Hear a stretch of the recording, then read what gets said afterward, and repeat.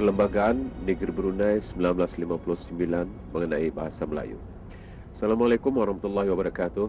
Salam bahagia, selamat sejahtera, kita bersama dalam segmen kali ini yang mana bercakap mengenai dengan bahasa Melayu dalam perlembagaan di negara Brunei Darussalam.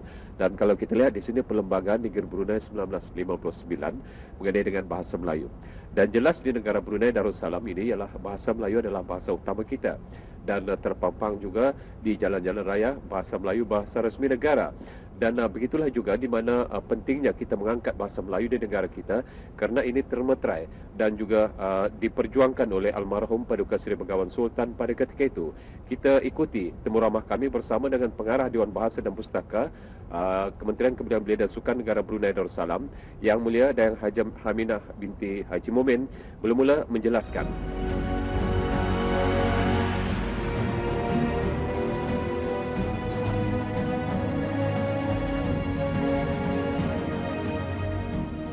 Seperti yang telah ditandatangani Perlembagaan Negeri Brunei pada tahun 1999, iaitu pada 29 September 1959, bahawa salah satu yang termasuk di dalam perlembagaan tersebut ialah bahasa Melayu diangkat sebagai bahasa rasmi bagi negara Brunei Darussalam. Jadi kenapa bahasa Melayu dipilih sebagai bahasa rasmi di negara Brunei Darussalam? Dan kita sedia maklum bahawa di negara Brunei Darussalam kita mempunyai 7 puak, iaitu 7 puak yang terdiri dari Melayu Kedayan, Melayu Murut, Melayu Bisaya, Melayu Tutung, Melayu Belait, Melayu Brunei dan juga Melayu Murut. Jadi tujuan bahasa Melayu diangkat sebagai bahasa rasmi di dalam perlembagaan tersebut adalah sebagai salah satu cara untuk sebagai satu penyetuan ataupun sebagai satu bahasa yang mengukuhkan perpaduan bagi kalangan rakyat di negara Brunei Darussalam.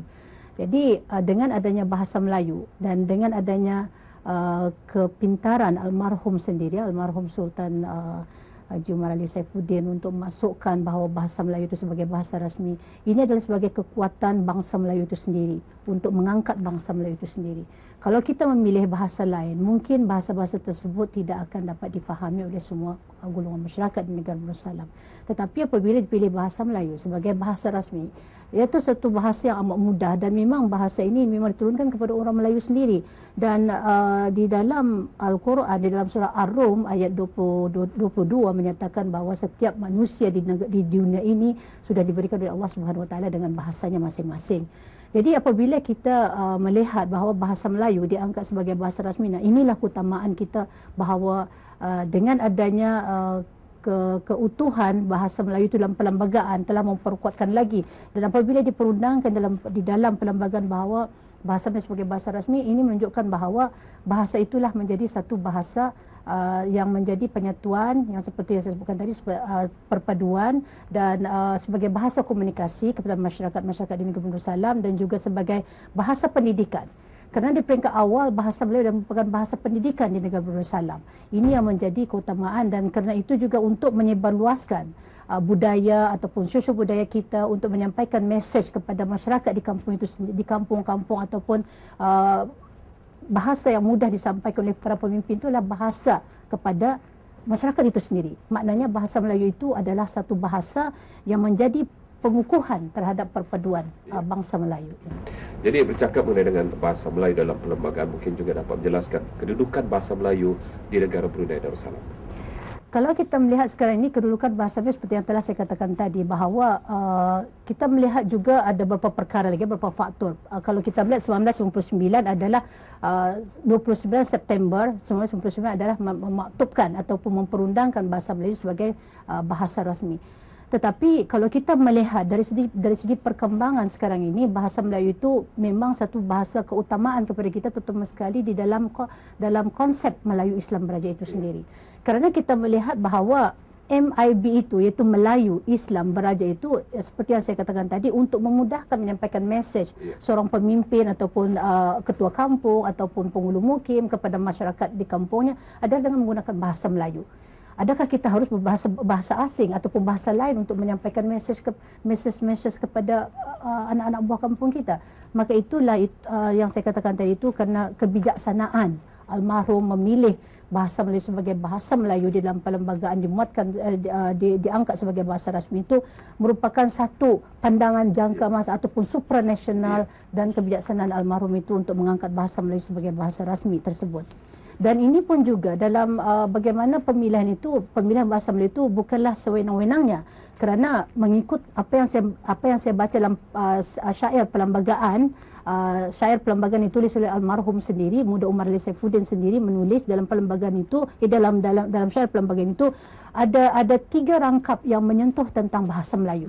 Maka itu juga apabila saya membaca syair tersebut, almarhum sendiri menjelajah ke kampung-kampung, meminta pendapat daripada orang kampung untuk melihat bahawa bahasa, mungkin salah satu daripada yang dibincang itu bahasa apa yang harus dimasukkan dalam perlembagaan tersebut. Nah, inilah juga tentang kepentingan bahasa Melayu itu, maknanya bahasa Melayu itu memang bukan sesuatu yang mudah kita melihat untuk oleh sebab itu perjuangan almarhum, dan sekarang ini kita juga harus mengangkat kembali tentang martabat bahasa Melayu itu, dan kita tidak mahu juga melihat bahawa bahasa Melayu itu tenggelam ataupun disia-siakan oleh masyarakat Melayu itu sendiri, kerana seperti yang saya katakan tadi itu, setiap bangsa di dunia ini telah diberikan dengan bahasanya masing-masing. Jadi kita harus menghormati bahasa kita, kita harus merasa syukur kerana kita mempunyai bahasa kita sendiri. Kita bukan meminjam bahasa lain untuk memajukan masyarakat kita, itu kita ada menggunakan bahasa kita sendiri. Jadi itu kedudukan bahasa Melayu di negara Brunei Darussalam seperti yang saya lihat perkembangannya pada masa ini, ya. Ya, dan dalam pada itu tulisan Jawi juga ada kesinambungannya dengan bahasa Melayu dalam perlembagaan. Sejauh ini macam mana khidmat tulisan Jawi? Sebenarnya tulisan Jawi ini memang sejak sebelum kita menggunakan bahasa Melayu, kita menggunakan tulisan Jawi untuk perhubungan antara bangsa kita. Tulisan Jawi adalah sebagai tulisan lingua franca kita pada abad ke-14 sehingga kan dalam pemerintahan Raja-Raja Melayu dulu pun menggunakan tulisan-tulisan Jawi ataupun cap-cap mohor dalam menggunakan tulisan Jawi sebagai salah satu perhubungan dengan negara-negara luar. Dan ini banyak terbukti di dalam sejarah Melayu Brunei, iaitu boleh saya tunjukkan di sini, ya, tentang beberapa perkara yang ada di dalam sejarah Brunei sendiri tentang perhubungan Brunei dengan negara luar. Dan ini surat perjanjian ditulis dalam Jawi, dan orang asing boleh membaca tulisan Jawi pada masa itu. Nah, kenapa kita sekarang ini cuba mengabaikan perkara ini? Dan ada juga orang mempertikaikan tentang tulisan Jawi ini, terutama sekali sekarang di papan tanda dan sebagainya.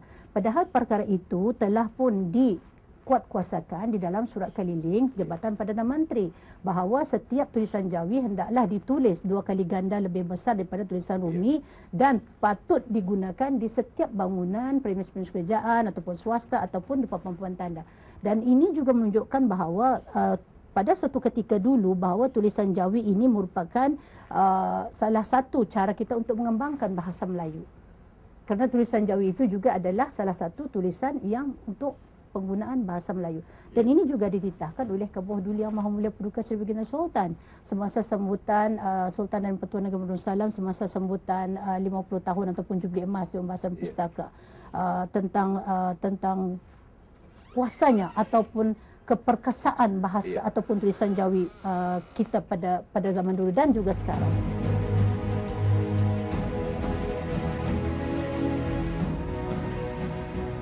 Bahasa resmi negeri ialah bahasa Melayu dan hendaklah ditulis dengan huruf yang ditentukan oleh Undang-Undang Bertulis. Pindaan 2004 Bahasa Resmi 82-1 Bahasa resmi bagi negara Brunei Darussalam adalah bahasa Melayu. 2 Versi resmi dalam bahasa Inggeris hendaklah diadakan mengenai sesuatu perkara yang menurut perlembagaan ini atau menurut sebarang undang-undang bertulis atau menurut peraturan-peraturan mesyuarat dikehendaki untuk dicetak atau ditulis, dan versi tersebut hendaklah samalah juga dengan versi resmi dalam bahasa Melayu diterima sebagai naskah yang sah. 3 Sekiranya terdapat sebarang kewahaman, pertelingkahan atau percanggahan antara naskah bahasa Melayu dan naskah bahasa Inggeris, perlembagaan ini atau apa-apa jua yang dicetak atau ditulis menurut fasa kurung 2 di atas, maka naskah bahasa Melayu hendaklah dipakai. Petikan dokumen perlembagaan halaman 140.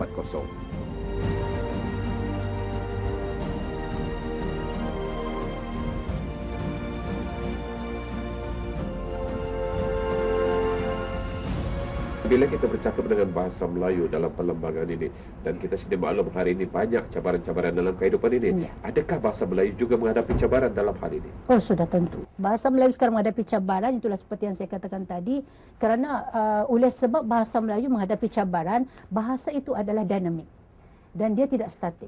Oleh sebab bahasa Melayu menghadapi cabaran, dan kita juga di dalam Mabim, kita juga menyerapkan tentang ijaan-ijaan ataupun bahasa-bahasa ataupun istilah-istilah asing, kita serapkan ke dalam bahasa Melayu. Dan ini untuk menggunakan bahasa Melayu itu supaya lebih sama berkembangnya dengan bahasa-bahasa lain. Jadi kita mungkin kita banyak sekali menggunakan katalah aktiviti. Kita menggunakan objektif, kita menggunakan subjektif. Ini dari bahasa-bahasa Inggeris yang kita pinjam, dan kita bukan saja meminjam dari bahasa Inggeris, tapi kita juga meminjam dari bahasa-bahasa asing yang lain seperti bahasa Arab, seperti kertas. Kertas bukan bahasa Melayu, itu adalah bahasa Arab. Kemudian ada tapi sudah disosialisasikan dalam masyarakat kita, maka ia adalah sebagai bahasa umum yang kita gunakan di dalam kehidupan kita sehari-hari. Dan untuk memperkembangkan ataupun supaya bahasa Melayu itu lebih dinamik sifatnya, itulah kita harus meminjam perkataan-perkataan asing dan kita serapkan ke dalam penggunaan bahasa Melayu. Dan oleh kerana itu juga apabila kita menggunakan ini mengikut kajian, saya membaca satu kajian. Apabila seorang anak disuruh membaca dengan bahasa tulen, bahasa Melayu tulen berbanding dengan bahasa Melayu yang dinamik tadi ini, maksudnya yang dinamik itu menggunakan perkataan subjektif dan sebagainya, mereka lebih faham menggunakan bahasa yang dinamik berbanding dengan bahasa Melayu asli itu sendiri. Jadi inilah cabaran yang dihadapi oleh tentang perkembangan bahasa Melayu itu. Dan saya juga melihat bahawa cabaran globalisasi sekarang ini memang dari segi penggunaan ICT, penggunaan media dan sebagainya, media-media elektronik, ini yang cepat mempengaruhi tentang perubahan tersebut.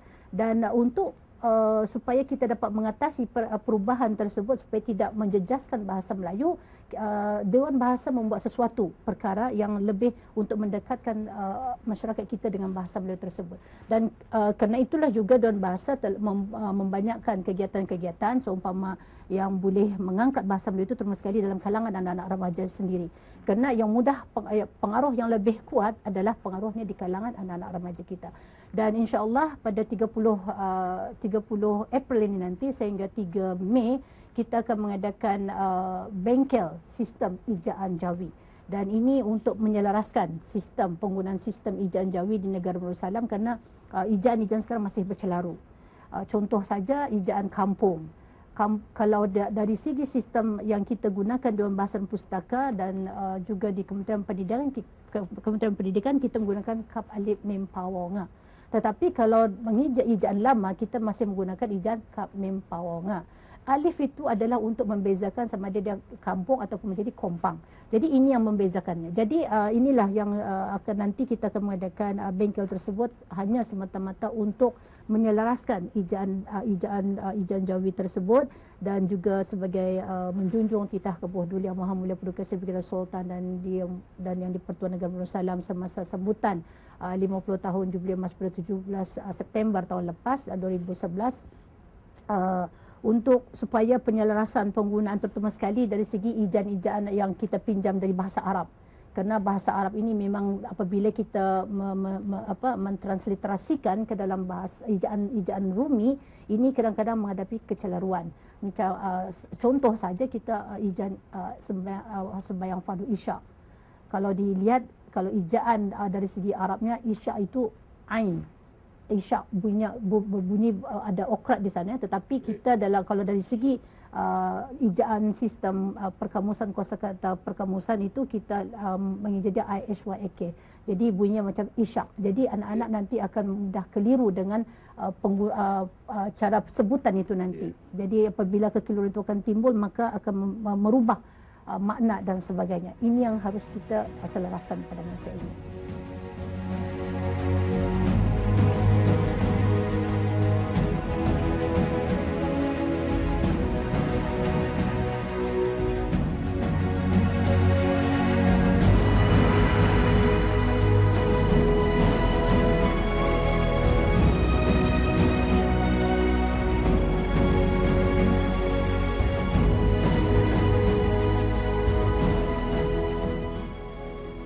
Ya, Alhamdulillah, itulah yang sempat kita tinjau mengenai dengan bahasa Melayu dalam perlembagaan di negara kita Brunei Darussalam. Betapa sebenarnya kita memartabatkan bahasa Melayu. Itulah perjuangan almarhum Paduka Seri Begawan yang pada ketika itu benar-benar memperjuangkan tentang bahasa Melayu di negara Ketani Brunei Darussalam. Itulah, jadi kita sama-sama mempunyai tanggungjawab tentang menanai bahasa Melayu di negara kita yang mempunyai keunikan yang tersendiri. Dan untuk itu disudahi dengan wabillahi taufiq wal hidayah. Wassalamualaikum warahmatullahi wabarakatuh. Marilah sama-sama kita memartabatkan dan mendolatkan bahasa Melayu.